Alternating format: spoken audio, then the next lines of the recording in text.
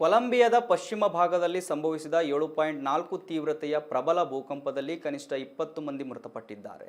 ಸದ್ಯ ಭೂಕಂಪದ ಪರಿಣಾಮ ಹಲವು ಕಟ್ಟಡಗಳು ಕುಸಿದಿದ್ದು ಅವಶೇಷಗಳಡಿ ಜನರು ಸಿಲುಕಿಕೊಂಡಿದ್ದಾರೆ. ಹಲವರು ಗಾಯಗೊಂಡಿದ್ದು ಭಯಭೀತವಾದ ಜನರು ತಮ್ಮ ಮನೆಗಳಿಂದ ಹೊರಗೆ ಓಡಿ ಬಂದು ಸುರಕ್ಷಿತ ಸ್ಥಳಕ್ಕೆ ತೆರಳಿದ್ದಾರೆ. ಅಮೆರಿಕದ ಭೂವೈಜ್ಞಾನಿಕ ಸಮೀಕ್ಷೆ ಪ್ರಕಾರ ಬೊಗೊಟಾದಿಂದ ಪಶ್ಚಿಮಕ್ಕೆ 400 ಕಿಲೋಮೀಟರ್ ದೂರದಲ್ಲಿರುವ ಸುಮಾರು 4800 ಜನರಿರುವ ಸ್ಯಾನ್ ಜೋಸ್ ಡೆಲ್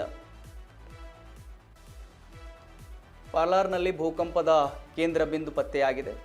ಭೂಕಂಪವು ಭೂಮಿಯ ಮೇಲ್ಮೈಯಿಂದ ಸುಮಾರು 107 ಕಿಲೋಮೀಟರ್ ಆಳದಲ್ಲಿ ಸಂಭವಿಸಿದೆ.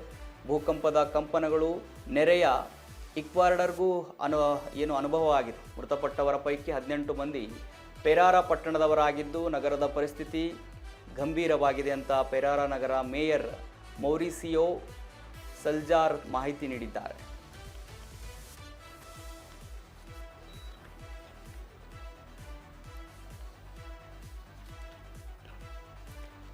ವೀಕ್ಷಕರೇ, ಕೊಲಂಬಿಯಾ ಪಶ್ಚಿಮ ಭಾಗದಲ್ಲಿ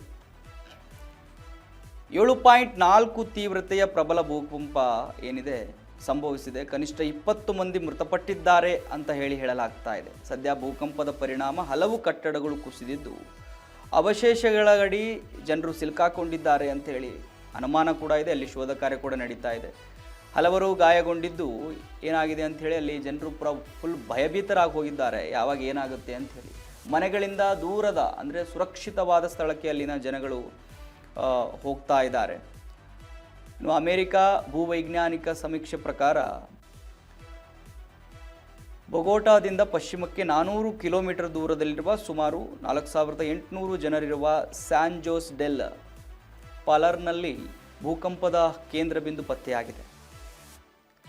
ಭೂಕಂಪವು ಭೂಮಿಯ ಮೇಲ್ಮೈಯಿಂದ ಸುಮಾರು 107 ಕಿಲೋಮೀಟರ್ ಆಳದಲ್ಲಿ ಸಂಭವಿಸಿದೆ. ಭೂಕಂಪದ ಕಂಪನಗಳು ನೆರೆಯ ಈಕ್ವಾಡರ್ಗೂ ಕೂಡ ಅನುಭವವಾಗಿದೆ ಅಂತ ಹೇಳಲಾಗ್ತಾ ಇದೆ. ಇನ್ನು ಮೃತಪಟ್ಟವರ ಪೈಕಿ 18 ಮಂದಿ ಪೆರಾರಾ ಪಟ್ಟಣದವರಾಗಿದ್ದು ನಗರದ ಪರಿಸ್ಥಿತಿ ಗಂಭೀರವಾಗಿದೆ ಅಂತ ಪೆರಾರಾ ನಗರ ಮೇಯರ್ ಮೌರಿಸಿಯೋ ಸಲ್ಜಾರ್ ಮಾಹಿತಿಯನ್ನು ನೀಡಿದ್ದಾರೆ.